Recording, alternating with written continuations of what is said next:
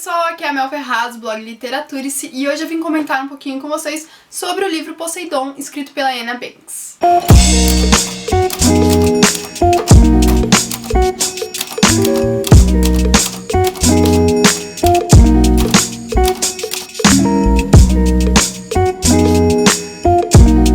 Poseidon conta a história de um mundo habitado não somente por humanos, como também por sirenas, que nós conhecemos como sereias. Nesse mundo vigora uma lei que proíbe os sirenas de terem contato com os seres humanos, então eles desconhecem a nossa cultura completamente, eles não entendem muitas das nossas palavras, muitos dos nossos costumes, como, por exemplo, namorar. Para eles, namorar não existe, para eles, namorar tem que ser traduzido como acasalar.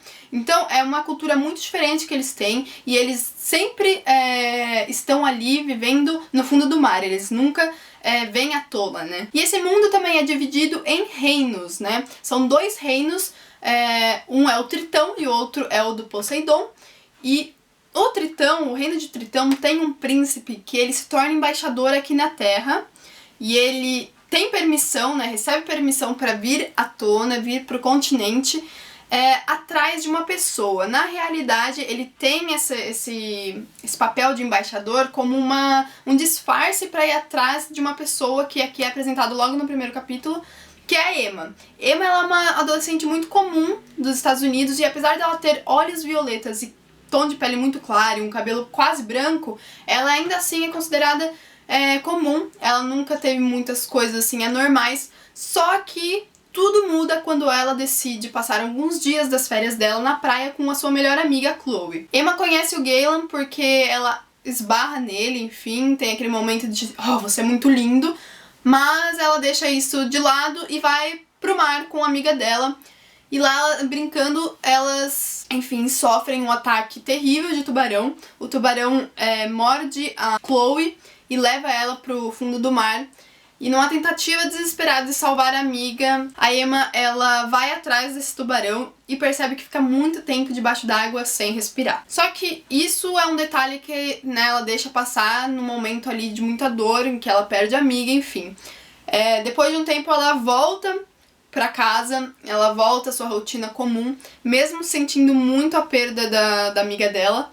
Só que no primeiro dia de aula ela percebe que tem alguém ali, né, que tá em todas as aulas dela, que é exatamente o Galen aqui.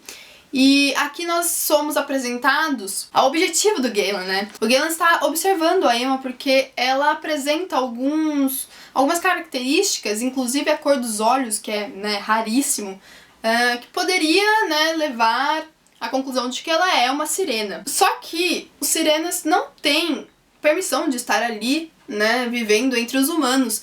E isso é um dos pontos que deixa o Galen intrigado. Mas não só isso, como também outras coisas, como dons que parecem ser assim especiais para a espécie dele. E depois de se conhecerem um pouco melhor e dela pensar que ele está perseguindo ela, né? Afinal, ela conheceu ele na praia e ele está logo ali na escola dela, na cidade dela. Eles acabam se aproximando um pouco mais. E numa confusão ali com a mãe dela, né, que a mãe dela tava pensando que ela estava namorando com ele, eles acabam fingindo que estão namorando porque ele conta a ela o que ele é, né. E pra eles ficarem mais perto, eles concordam em fingir que estão namorando. Bom, eu acho que isso é tudo que eu posso contar sem, sei lá, soltar spoilers. Mas eu diria que essa história é muito criativa, porque eu não tinha tido contato com uma literatura que falasse sobre sereias, por exemplo, além dos mitos, né? E apesar desse livro ser sobrenatural, por tratar de sereias, né, seres místicos, ele ainda mistura os young adults, os YAs, que seria, né, uma história contextualizada entre adolescentes que estão no colegial ainda. E por isso, nós temos aqui vários clichês, como um triângulo amoroso, um romance muito meloso e proibido. E ainda as personagens são muito aqui atrativas, né? A beleza deles, a beleza física é muito chamativa. Então todos os personagens aqui são descritos como belos. E isso é uma característica muito forte dos sobrenaturais, sobretudo, e alguns young adults. Mas apesar disso, a temática já vale por si, né? É uma temática muito criativa e Isso também é bacana porque a autora, não contente com a temática de sereias, né, ela foi lá e foi um pouco mais a fundo. Ela criou mundos, reinos diferentes, com culturas diferentes, com leis diferentes das nossas e um contexto histórico muito bacana. Legal também aqui desse livro é que, diferente dos livros sobrenaturais, ele tenta dar ao leitor algumas explicações sobre a situação da Emma, a situação ali dos Sirenas. Inclusive, como o Galen tem um amigo ali que é biólogo marinho e cientista, então ele meio que ajuda os dois fazendo exames, inclusive exames de sangue, pra ajudá-los ali a entender melhor qual é o caso deles. Então muito da condição mística deles é explicada ou meio que eles chutam alguma coisa voltada pro lado sanguíneo, né? Aqui você tem a transferência de genes místicos e é muito engraçado isso. Não é dito dessa forma, mas a gente percebe que ser sereia é uma coisa que é transmitida pelo sangue. Como esse livro narra o primeiro contato da Emma com esse mundo místico, né, diferente do mundo dela, então esse livro é um pouco parado. Eu pensei que fosse um pouquinho mais aventureiro, né, tivesse mais ação, enfim, que coisas acontecessem mais, mas não, ele é um pouco parado. Isso não me incomodou tanto, mas não sei, eu pensei que fosse um pouquinho mais cheio de ação.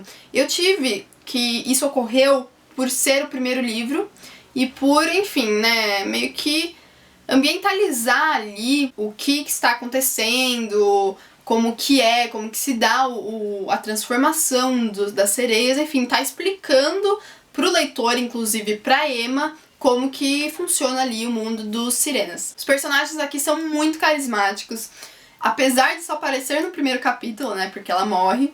A Chloe é uma personagem muito encantadora, ela é muito enérgica, alta astral, sabe? Ela passa vibrações, assim, muito positivas.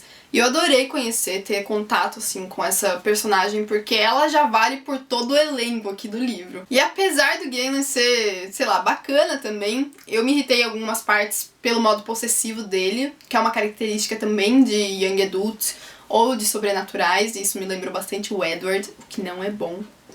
Mas eu também gostei dele, apesar de ser aquela personagem bem assim, sabe, meio termo, neutra, que você, legal, tá ali, bacana, mas você não se interessa tanto por essa personagem, o que deveria acontecer num Young Adult. E aqui pra terminar, eu vou dizer que esse final, gente, o que é esse final? Eu preciso dessa continuação. O final desse livro é completamente impressionante, sabe, é surpreendente, eu não estava esperando isso. Apesar do livro, de toda a história, assim, que acontece nele, no desenvolver, ser um pouco previsível, assim, eu já sabia de algumas coisas que ia acontecer, o final é totalmente assim, meu Deus, o que tá acontecendo, sabe? Porque eu só fui me tocar de que aquilo estava acontecendo na penúltima linha do último parágrafo do livro. Então isso é um ponto muito positivo pro livro, porque eu adoro histórias surpreendentes que me façam, sabe, ficar, né, me envolver com o livro, ficar surpresa, enfim, isso é muito bacana do que você só ler o livro e ler.